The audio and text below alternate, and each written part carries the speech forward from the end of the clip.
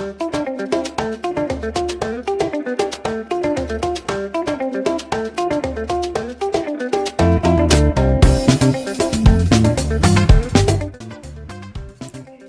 is part one of my adventures today. It will cover Fort Sill and some of its history, Geronimo, Medicine Bluffs, and Medicine Creek Park.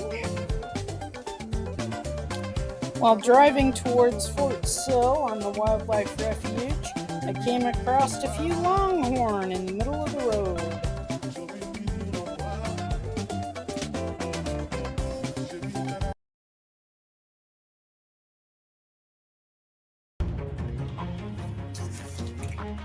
Fort Sill is a basic training and field artillery base, preparing soldiers for every major war from the Indian Wars to present-day campaigns. Fort Sill is a historical landmark and hosts several museums: the U.S. Army Artillery Museum and the Fort Sill Museum. Both are free of charge and open daily 9 to 5. In 1868, General Philip Sheridan, with the 7th U.S. Cavalry under Lieutenant Colonel George Custer and the 10th U.S. Cavalry commanded by Colonel Benjamin Grierson, the 19th Kansas Volunteers, and the 6th U.S. Infantry constructed the permanent stone buildings in 1869 to 70. And the post was named Fort Sill in honor of General Joshua Sill, who died during the Civil War in 1862. The 4 black regiments, later referred to as the Buffalo Soldiers, joined in. Fort Sill's primary purpose was to manage the Comanche, Cheyenne, Kiowa, and other nations of the Southern Plains.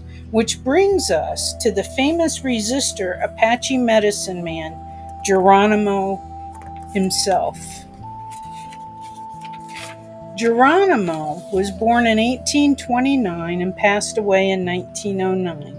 He was a medicine man and an Apache leader who fearlessly rebelled against anyone who attempted to force his people off of their traditional lands. He outsmarted and evaded capture and being forced onto reservations for many years.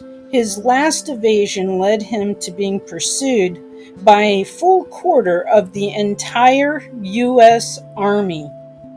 Legend says he rode horseback through the Medicine Man's Walk fissure located on Medicine Bluffs, jumping fearlessly off the cliff into the water below to avoid capture and survive the jump.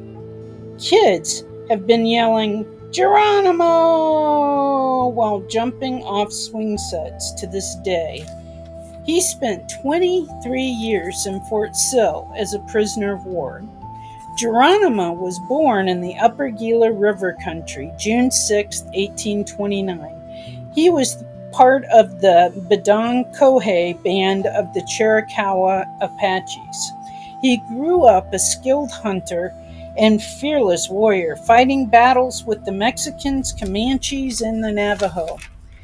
He suffered the loss of his wife and 3 daughters and his mother at the hands of Mexican soldiers in 1851, led by Colonel Jose Maria Carrasco. Filled with grief, he burned all of their belongings and fled into the forest, where he heard a vision that told him, "No gun will ever kill you. I will take the bullets from the guns and guide your arrows." He hunted down the soldiers that killed his family and avenged their murders. His name Geronimo resulted from the Catholic Mexican soldiers crying out to Saint Jerome, and he gained the name Geronimo. After multiple escapes from attempts to confine him to reservations in Arizona, General George Crook took 5,000 American soldiers and 3,000 Mexicans to pursue him and his 40 followers. It took 5 months to catch him and force his surrender. September 4th, 1886, at Skeleton Canyon, Arizona, he surrendered.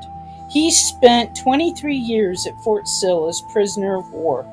He was allowed to attend Wild West shows, world fairs, and the inauguration of President Theodore Roosevelt.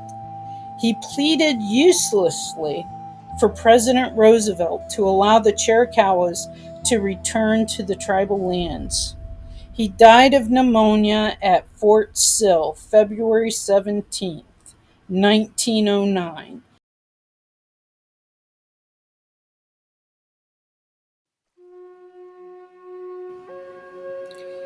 At the Fort Sill Apache Prisoner of War Cemetery, there's a plaque that states, "Here beneath Oklahoma skies, far from their native haunts in Arizona, New Mexico, and northern Mexico, is the resting place for more than 300 Apaches of the Chiricahua, Warm Springs, and Nedni tribes.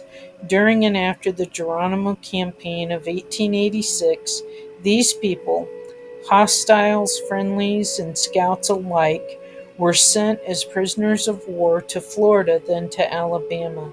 In 1894, they were brought to Fort Sill, where they remained for the next 19 years, living in 12 villages, with many of their leading men serving as soldiers and U.S. scouts.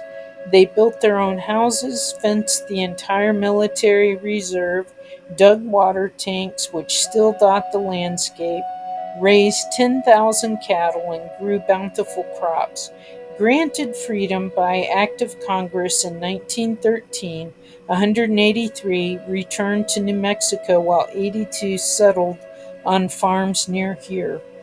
The burial ground is a memorial both to their historic past and to their industry and perseverance on their long road to a new way of life. Fort Sill, Oklahoma. This is Geronimo's grave. It is covered in symbolic coins and gifts. This is Quanah Parker's grave. He was the last great chief of the Comanche Nation. This cemetery is a serene and beautiful tribute to the Apache Nation.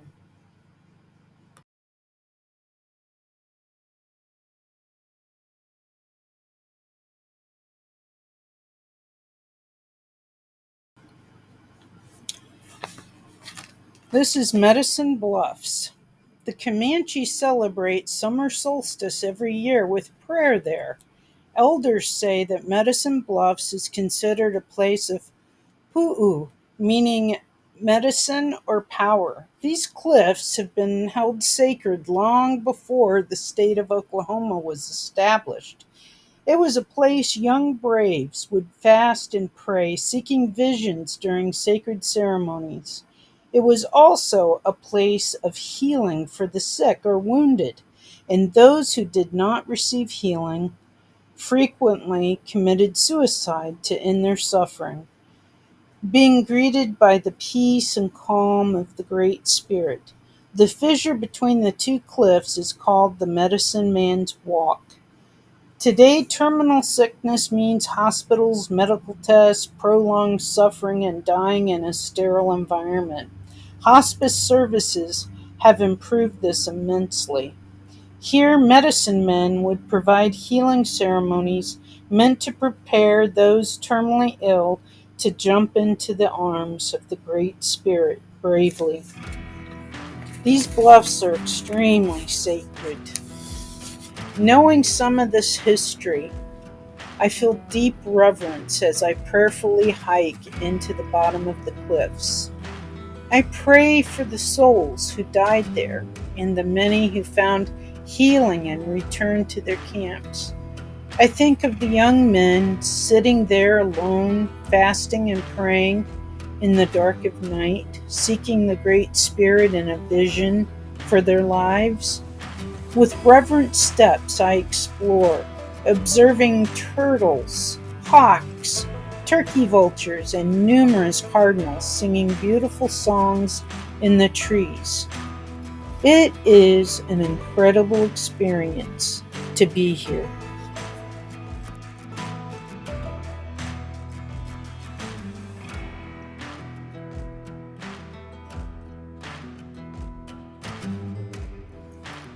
The peaceful serenity of this place is only interrupted by the cries of hawks circling above and the occasional field artillery. This is on Fort Sill, and they do practice field artillery fire nearby. It seems sacrilegious.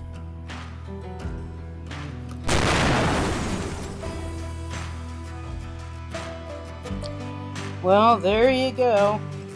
That is the music of Fort Sill.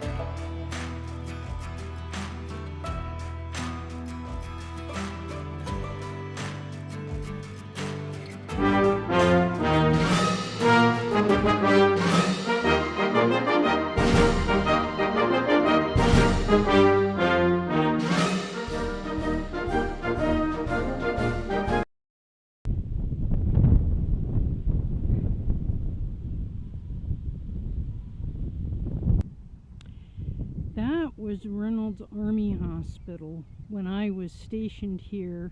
It's now the Welcome Center. This was my barracks right here. This was where I lived for over a year. In this field here, we had lots of parties. We would barbecue. It was building 4702. Never thought I'd see this again.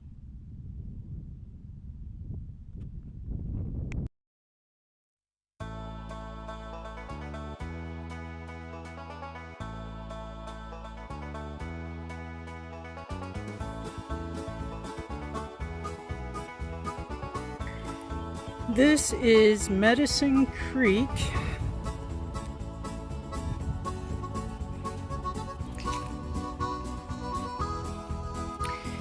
This creek was sacred to the Native Americans. They believed it held healing powers.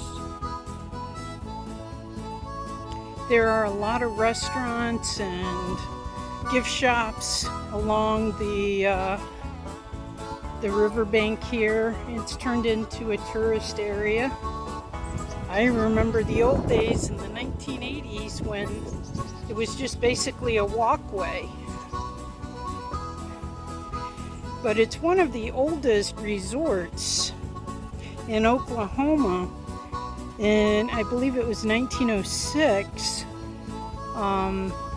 because of the healing powers of the waters. People came here to get healed, and there was an old hotel, and only the wealthy came here to stay. But now it's just an open park, and you are allowed to swim in the creek. Look at all the turtles. Just tons and tons of turtles in there. This is Medicine Creek Park. You can swim here. It is $3 a day to swim here. I believe the Native Americans believed this was a sacred water of healing waters. Yeah, like a little bath lake. Yeah. You come and shower, pretty much bathe and all that. But it connects all the way down to the refuge down in the mountains. So Wow. There's a lot more than just Medicine Park. There's Mount Scott, there's Crater Lake, the Parallel Forest, that, oh yeah, 40-foot forest. And then whenever you get into the refuge, right over the mountains on the left-hand side, over is like a natural hot spring. Nice. Yeah. Where's that at? The hot spring? So right whenever you get into the refuge, there's no mountains for a little bit, but you keep driving. As soon as you see like the first set of mountains on your left-hand side, it's all the way over that hill. It's a pretty far walk, but it's worth it. Cool. And then Mount Scott, the big old mountain over there, it has a road that you can drive all the way up, and you can see almost the whole park, whole refuge. It's real pretty up there. That's awesome. Thank you so much for your time. He is at Bath Lake. He's one of the lifeguards or monitors here. So Andy gave me permission to film him. All right, thank you.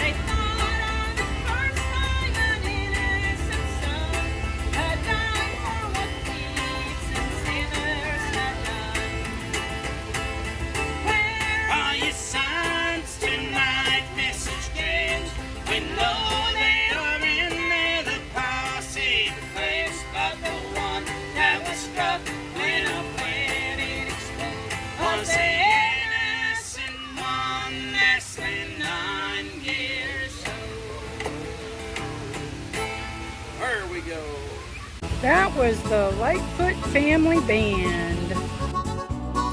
It used to be only the famous and mega wealthy could splash around in Bath Lake, but it's my turn now. It has been a long, hot day hiking around Fort Sill, Medicine Bluffs, and Medicine Creek Park. I've enjoyed my time, but I'm gonna cool off and make a big splash.